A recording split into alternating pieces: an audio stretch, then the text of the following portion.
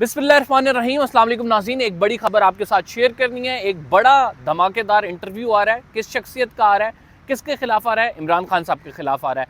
कौन दे रहा है ये आपको इस व्लॉग में बताएंगे। उसमें क्या बातें की गई हैं उस इंटरव्यू में, और किस हद तक जो एक्सपेक्ट किया जा रहा है वो डैमेज करेगा। क्या अभी तक जितने भी इंटरव्यूज़ दिए हैं इससे इमरान खान साहब डैमेज हुए हैं? उनका वोट बैंक, उनकी मकबूलियत, उनकी पर्सनैलिटी, उनकी क्रेडिबिलिटी डैमेज हुई है या नहीं?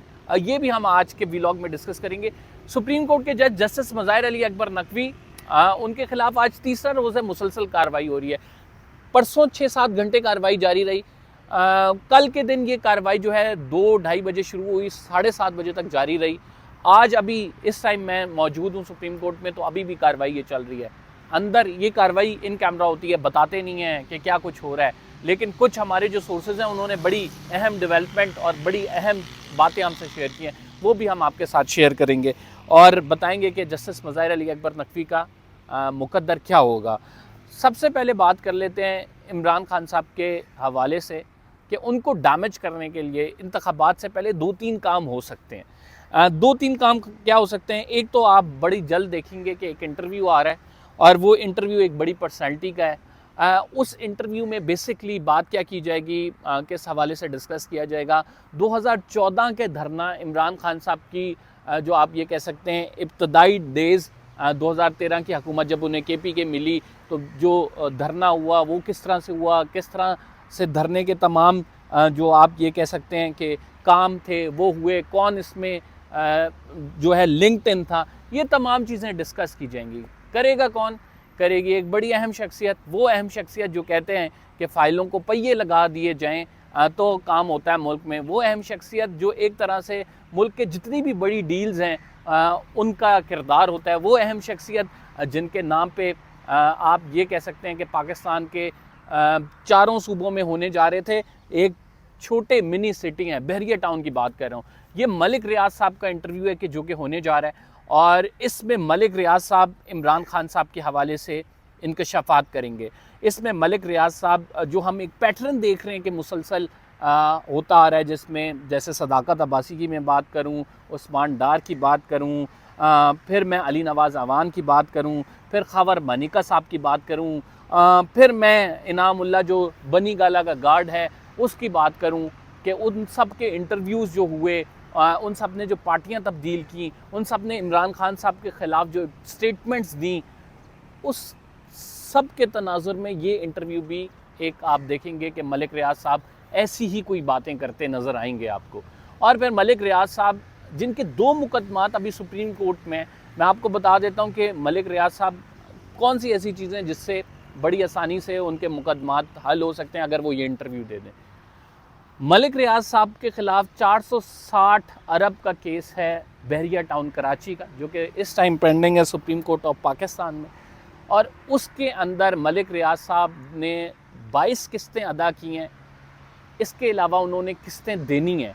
उन्होंने हर महीने किस्त देनी थी, लेकिन वो दे नहीं सक रहे। वो कह रहे हैं मेरे पास पैसे नहीं हैं, इस किस्त को रिवाइज़ किया जाए, मेरा जो एरिया है वो कम बनता है, ये बहुत ज़्यादा है। तो मलिक रियाज साहब से ये तमाम चीज़ें जो हैं उनको सुप्रीम कोर्ट ऑफ पाकिस्तान पूछ रही है।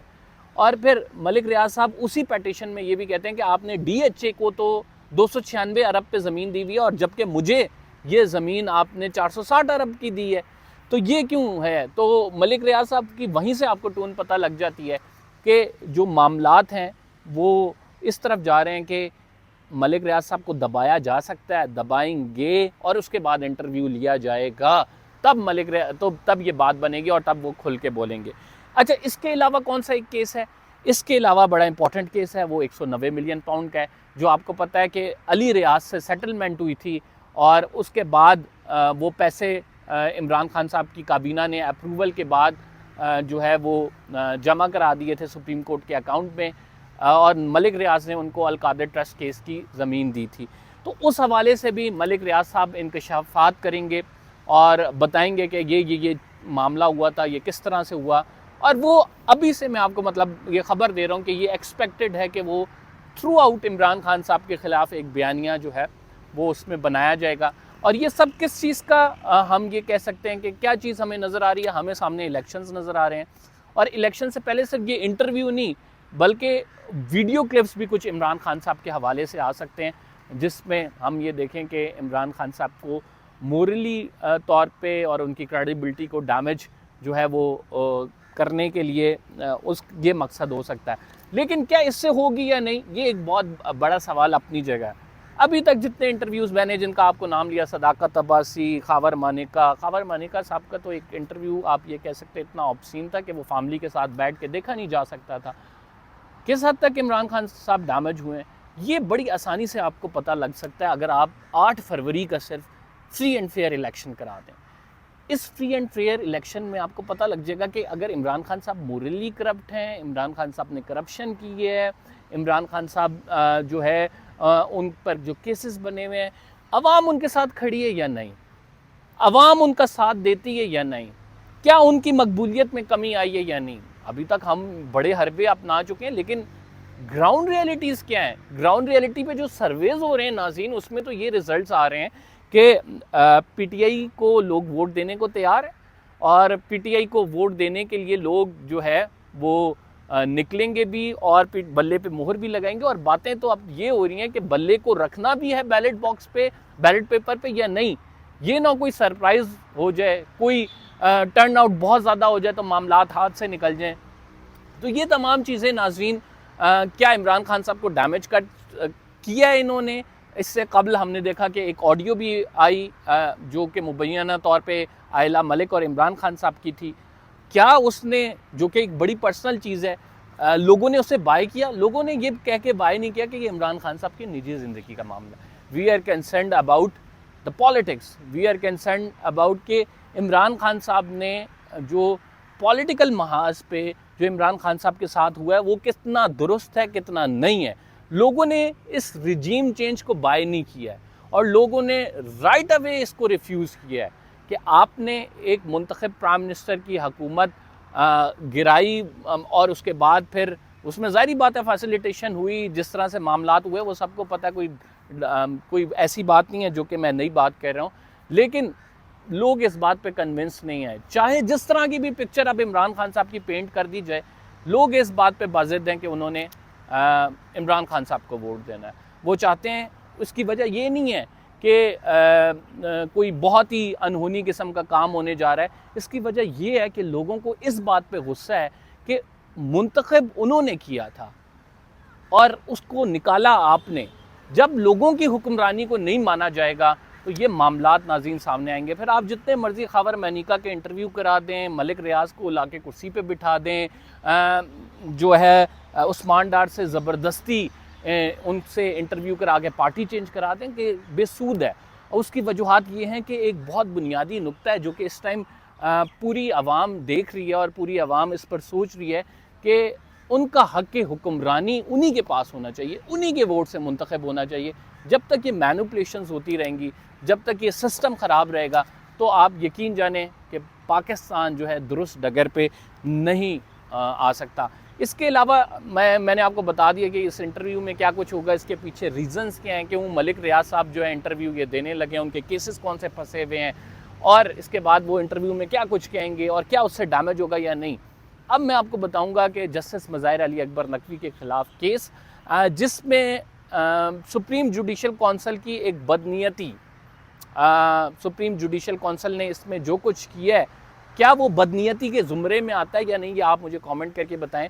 उसका मैं आपको पीछे पस मंज़र रख देता हूँ।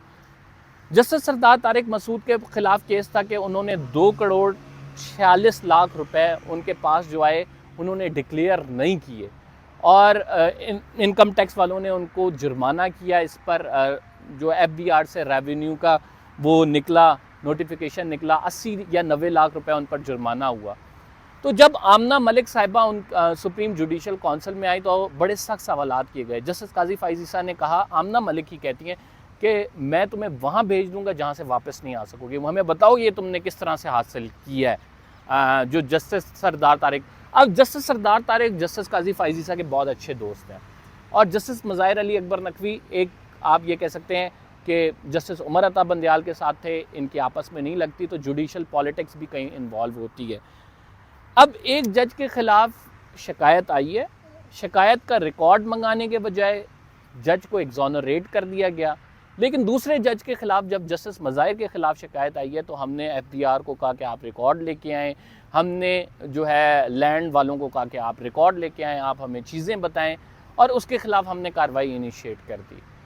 एक जज को तो हमने छोड़ दिया, दूसरे जज के ख़िलाफ़ कार्रवाई इनिशिएट हो गई, और दूसरे जज के ख़िलाफ़ जब अब कार्रवाई इनिशिएट हुई है तो उसे डेली बुनियादों पे किया जा रहा है। सुप्रीम जुडिशल काउंसिल अमूमी तौर पे देखने में आता है कि वो रोज़ाना की बुनियादों पे समाअत नहीं करती, लेकिन जस्टिस काजी फ़ाइज़ ईसा के पास सिर्फ ये साल है। इस साल के बाद जस्टिस इजाज़ुल एहसन आ जाएंगे, और जस्टिस इजाज़ुल एहसन जस्टिस मज़ाहिर अली अकबर नकवी के हामी हैं, तो लिहाजा जस्टिस काजी फ़ाइज़ ईसा बड़े से जल्दी से रैप अप इसे करने की कोशिश कर रहे हैं। और यही वजूहात हैं कि जस्टिस काजी फ़ाइज़ ईसा ने जब ये केस लगाया, डेली बुनियादों पर सुन रहे हैं, जस्टिस मज़ाहिर ने उन पर एतराज़ात किए कि इसमें जस्टिस सरदार तारिक, जस्टिस काजी फ़ाइज़ ईसा जो हैं वो मौजू जज नहीं हैं ये सुनने के लिए, हमारा पर्सनल क्लैश है, वो मेरे ख़िलाफ़ स्टेटमेंट दे चुके हैं, इंक्वायरी कमीशन में वो बैठने का उनके नोटिफिकेशन जारी हो चुका है, तो इन लोगों को ना कहें, इसका ओपन ट्रायल करें। लेकिन ट्रायल डेली बुनियादों पर मेरा ख्याल से जो हमारे पास खबरें आ रही हैं वो एतराज़ात जस्टिस मज़ाहिर अली अकबर नकवी के रद्द कर दिए गए हैं। सुप्रीम जुडिशल काउंसिल तेज़ी के साथ कार्रवाई कर रही है। कल 10 लोग जिन्होंने शिकायत की हुई थी उन्होंने जो है अपने आर्ग्यूमेंट्स दे दिए हैं, और उन आर्ग्यूमेंट्स देने के बाद आज सुप्रीम जुडिशल काउंसिल ने ये डिसाइड करना है कि जस्टिस मज़ाहिर अली अकबर नकवी को शो कॉज नोटिस जारी किया जाए या ना जारी किया जाए। जब शो कॉज नोटिस जारी होगा तो उस पर तहकीकात शुरू हो जाएंगी, और जस्टिस मज़ाहिर अली अकबर नकवी को अगर कसूरवार वो ठहरे, जिन पर इल्ज़ाम है कि उन्होंने 2 प्लॉट्स जो हैं वो ख़रीदे हैं, अपने असर रसूख का गलत इस्तेमाल किया है, उनको फिर ओहदा छोड़ना पड़ेगा, यानी सुप्रीम कोर्ट के जज बतौर जज सुप्रीम कोर्ट रिटायर होना पड़ेगा, उनको सैक कर दिया जाएगा। तो ये तमाम चीज़ें जो कि इस टाइम सुप्रीम जुडिशल काउंसिल में हो रही हैं, बड़ा अहम इजलास जारी है, इसकी जो भी अपडेट्स होंगी हम आपको ज़रूर बताएंगे। फ़िलहाल के लिए इतना ही, इंशाल्लाह अगले ब्लॉग में आपसे मुलाकात होती है। अल्लाह ने के बाद।